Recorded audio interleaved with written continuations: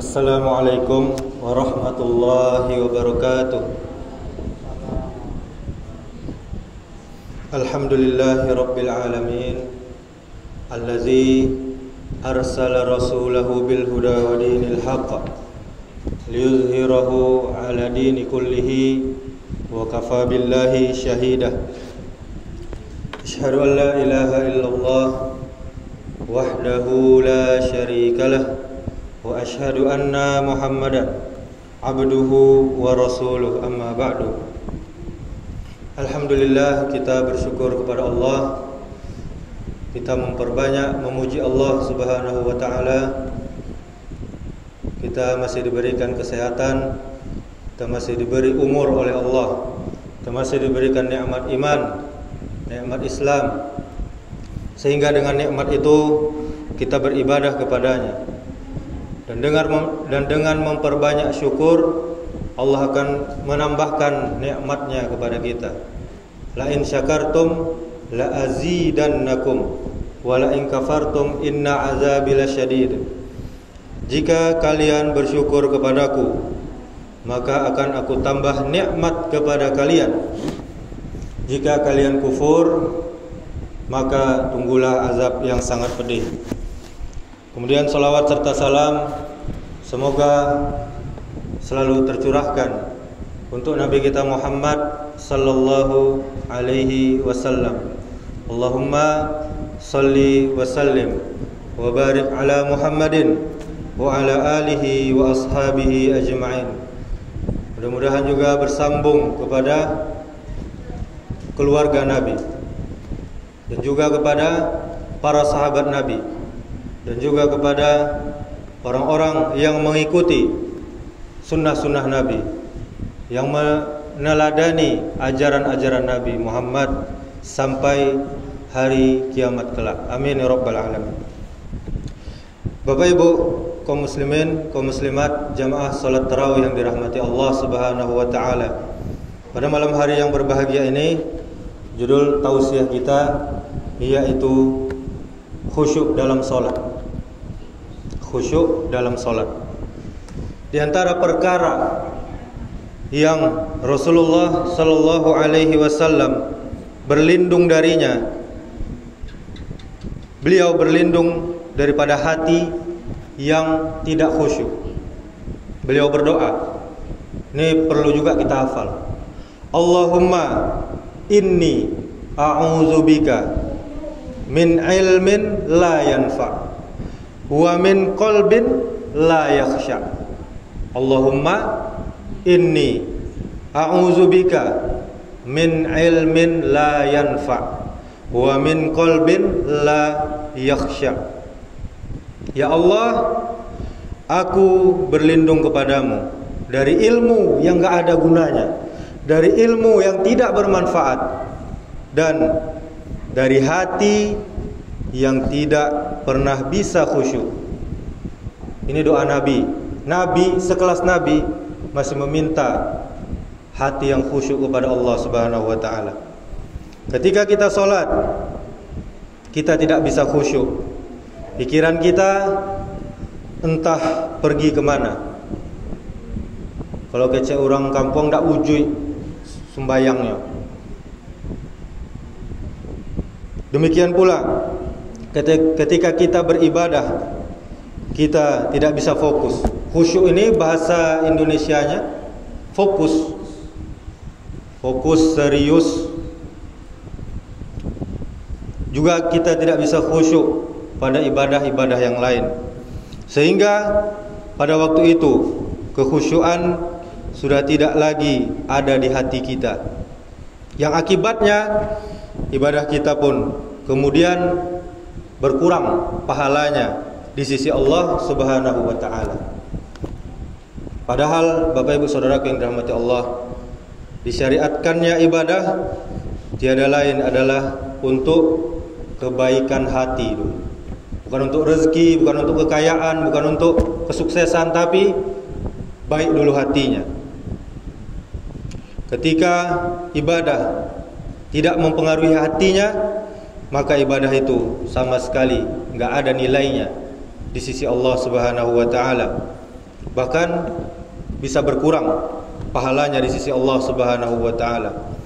Ketika kita membaca Al-Qur'an dan hati kita tidak khusyuk, maka Al-Qur'an itu sama sekali tidak akan mempengaruhi hati kita.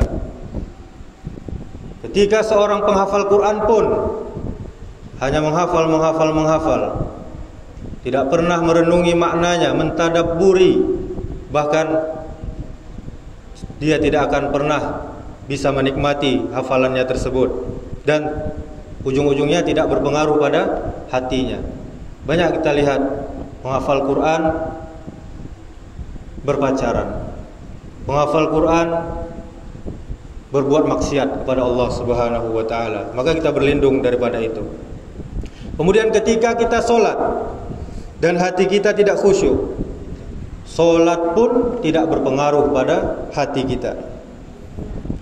Sementara imam mazhab yang terkenal, Imam Ahmad bin Hanbal, pernah ditanya, apa amal yang paling utama di sisi Allah?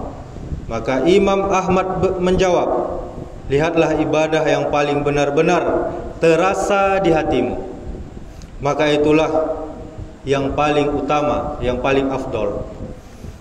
Ketika kita solat penuh kekhusyuan, kita benar-benar merasa takut kepada Allah di saat solat kita, dan kita berusaha untuk merasakan nikmatnya solat tersebut, maka solat itu benar-benar akan mempengaruhi hati kita.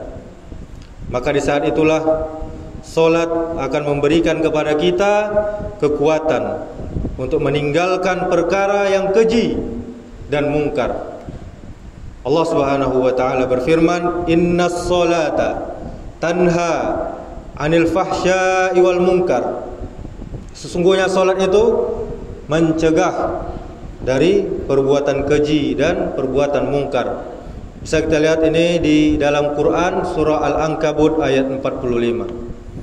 Ketika kita khusyuk di dalam solat kita, pasti kita akan menikmati solat kita tersebut. Maka di saat itu kita akan asyik, akan menikmati bermunajat kepada Allah. Kita solat itu hakikatnya kita sedang berdialog dengan Rabbul Alamin. Apalagi di saat kita membaca surah Al-Fatihah, itu kita sedang berdialog, berjawab-jawaban kepada Allah Subhanahu wa taala.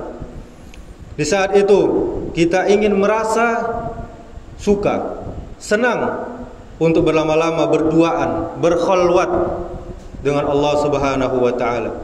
Makanya kita lihat bagaimana solat Rasulullah sallallahu alaihi wasallam, hatta intafakhat qadamahu. Nabi solat malamnya sampai bengkak kakinya, bengkak betisnya, karena sekali berdiri bisa membaca 1 atau 2 juz, atau bahkan di riwayat yang lain 5 juz. Mungkin awak ada yang talok model itu lah, menggeretek kaki.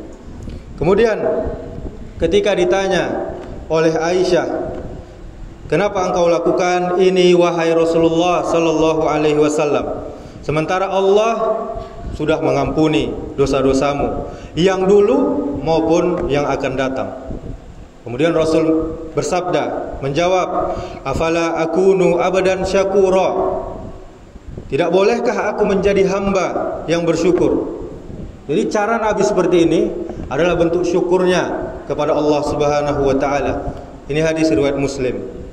Kemudian Rasulullah sallallahu alaihi wasallam justru merasakan nikmatnya luar biasa ketika beliau salat. Sampai-sampai Rasulullah pernah bersabda kepada sahabat Bilal bin Rabah. Apa kata Rasul? Ya Bilal, arihna bis shalah. Wahai Bilal, jadikan kita tentram, tenang, damai dengan solat. Hadis riwayat Ahmad. Dan juga di dalam riwayat Abu Daud disebutkan, bila Rasulullah sallallahu alaihi wasallam ditimpa sesuatu yang sulit di dalam hidupnya, apa yang segera dilakukan Rasulullah? Yaitu solat menghadap Allah Subhanahu wa taala. Sementara ketika kita kehilangan khusyuk, Bapak Ibu Saudaraku yang dirahmati Allah Subhanahu wa taala, salat kita pun tidak akan terasa nikmat sama sekali di hati kita. Bahkan menjadi beban di hati kita salat itu. Barangkali juga kita lihat ada orang ketika salat, dia bagaimana caranya supaya salatnya cepat selesai. Itu yang banyak terjadi kita lihat. Sehingga kita lihat salatnya begitu cepat, seperti patok ayam. Tak lain membaca tidak, tumak ninah tidak dia kerjakan. Dan bahkan untuk bilang amin saja, waladdallin, dulu lo inyo amin pada imamnya. Itu yang kita rasakan. Dan juga bahkan ada yang ketika imam membaca agak panjang, bukan panjang, agak panjang CTE-nya, la mendehem. Itu juga yang kita alami. Padahal imam membaca dengan tartil, dengan tenang, tidak terburu-buru. Dan juga Bapak Ibu, kalau kita mendengarkan ayat Al-Quran, mendengar saja, tentu kita akan mendapatkan pahala dari Allah Subhanahu wa taala. Apalagi kita membacanya. Seandainya pun kita di Ramadan ini kerja, tidak sempat tilawah Al-Quran, tidak sempat membaca Al-Quran, maka sering-seringlah kita mendengar bacaan Al-Quran. Itu juga sudah bernilai pahala di sisi Allah Subhanahu wa taala. Maka bagaimana Allah akan terima solat kita jika kita ingin cepat selesai, jika kita tidak menikmati solat kita, jika kita tidak khusyuk, tidak tumakninah di dalam solat kita. Imam Bukhari dan Muslim pernah meriwayatkan bahwasanya Rasulullah sallallahu alaihi wasallam pernah melihat ada orang yang solat dengan cepatnya. Banyak kita lihat di berita, solat 23 rakaat 10 menit, pemecah rekor.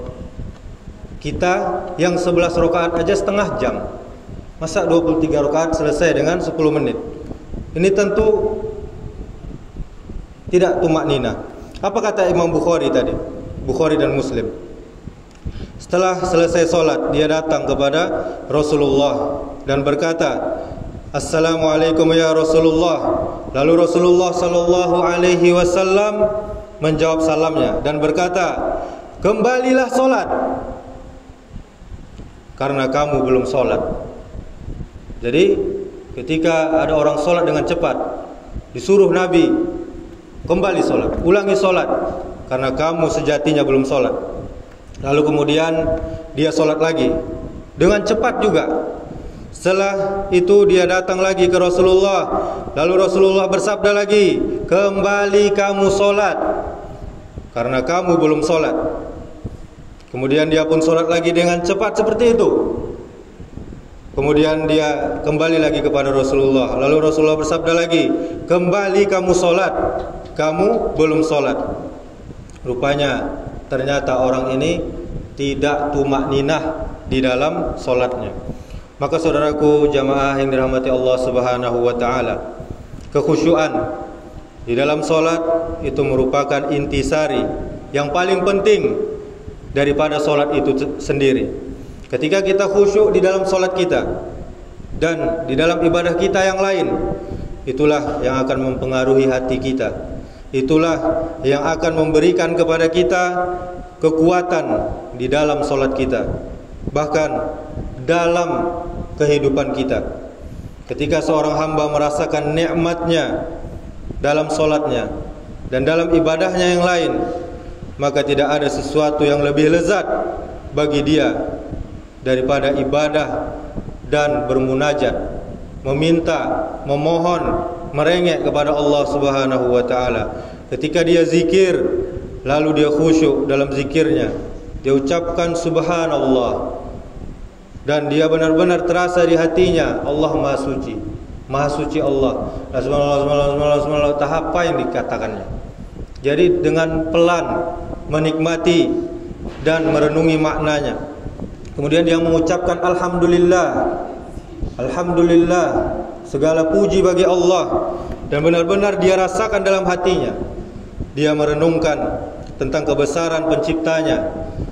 Disitulah zikir itu menjadi besar pahalanya di sisi Allah Subhanahu wa ta'ala. Di situ juga akan muncul takwa di dalam hatinya. Sebagaimana Allah berfirman, ya ayyuhan nasu budu rabbakumul ladzi khalaqakum walladzina min qablikum la'allakum tattaqun. Wahai manusia, beribadalah kamu kepada Allah Rabbmu yang telah menciptakan kamu dan menciptakan orang-orang sebelum kamu agar kamu bertakwa. Ini surah Al-Baqarah ayat 21. Allah mengatakan bahwa ibadah itu tujuannya untuk menghasilkan ketakwaan kepada Allah Subhanahu wa ta'ala. Berarti ibadah yang tidak menghasilkan ketakwaan, itu tanda ibadah itu belum diterima oleh Allah Subhanahu wa ta'ala. Allah berfirman, innama yataqabbalullahu minal muttaqin.